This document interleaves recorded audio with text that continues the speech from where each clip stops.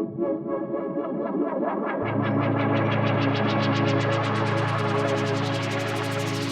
this is Nick with SHORTWAVE. I'm here with Will Barras, illustrator, animator, prolific painter known for painting large-scale works all over the world.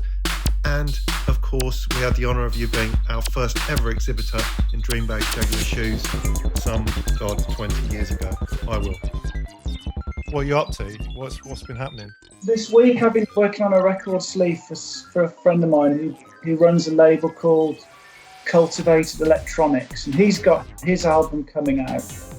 Been making these really complicated, like time-consuming sci-fi paintings. He really wanted this kind of tunnel of like tech and sort of drum machines and samplers and stuff. This one is 100% borrowing from like every tunnel you've ever seen in a science fiction film. Like, we've made loads of variations. Everybody's going to get a bit of it in the record, and then there'll be some extra prints to sell. What's your sort of go-to sci-fi jam? I love 2001. I think that's amazing. Amazing, yeah. You know, Space Odyssey. Tron. I really love Tron. We grew up with Star Wars and all that stuff, didn't we? So, kind of in... And like in Akira, you know, the motorbike bit at the start of Akira. I guess we were at that epoch when like Akira had hit, all those kind of extreme dystopian sci-fi futuristic aesthetics just washed over us and soaked them up, I suppose. And it's all there in your, you know, you can see it in a lot of your work. It's all there, yeah, but you know, I don't want to be in the dystopian hell zone all the time. It's also nice to be just colour and, you know.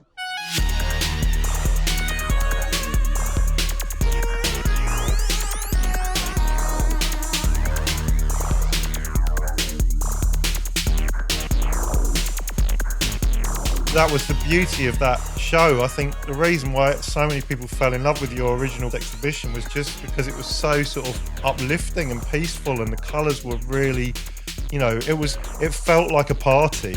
Yeah. It was sort of perfect for the vibe at the time.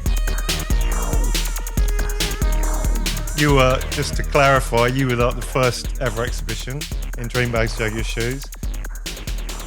It was amazing because you were doing the massive mural on the main left wall. Like a sort of a girl asleep, wasn't it? And then there was a window with a mountain. And I'd made that light box with a friend called Claire Baker. It was a nice thing, wasn't it? Yeah, it was such a showpiece. The thing that really worked for that show was the colours. You just chose such a beautiful colour palette.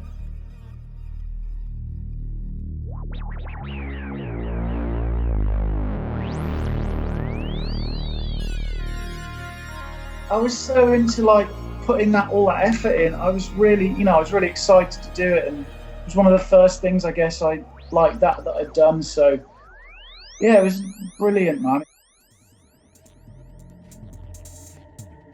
I got a copy of that Scrawl, that book Scrawl.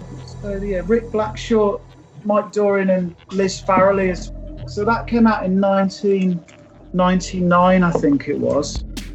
You know, Rick was travelling around the country and he was meeting like some graffiti artists, some illustrators that did record sleeves, you know, like Mode 2 and Nick Walker. Just like a real mix of people, Steph and Duncan, Banksy as well, you know. He was like joining the dots basically. You know, it was pre-internet, so go to a comic shop or a record shop and your eyes would scan the things that you're interested in, and usually they were finding something that Swifty had designed. We were really lucky actually to be in the book that early on. The whole thing, we were it just grew and grew, and we were like a network of people in Europe, and we were travelling and things. It was really lucky to have done that, and we went to Japan a load of times, and I met painted with Dave Ellis, he was Squirm, and you know, Cami and Sassy. So just meeting all those people, it was really like, that was where the style, I think, evolved, and learning to paint bigger, and, you know, it's just doing it like...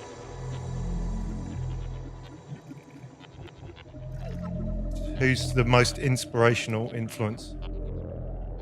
Sid Mead, I reckon. I love that stuff so much.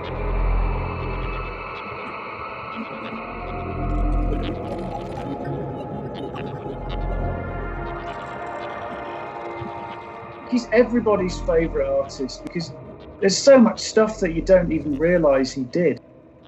Like when we were doing Addict t-shirts, they got in touch with him, and he was totally up for doing a t-shirt design and stuff. And like Hot Wheels asked him to design things, and I heard that he did it for free because he was so stoked to be doing it, you know. Oh my God. I just liked that stuff when I was a kid, you know, Matchbox cars. I had a lot of them and I loved that. Yeah, you can see that in your work. And I had like loads of books, like the Book of Unusual Vehicles.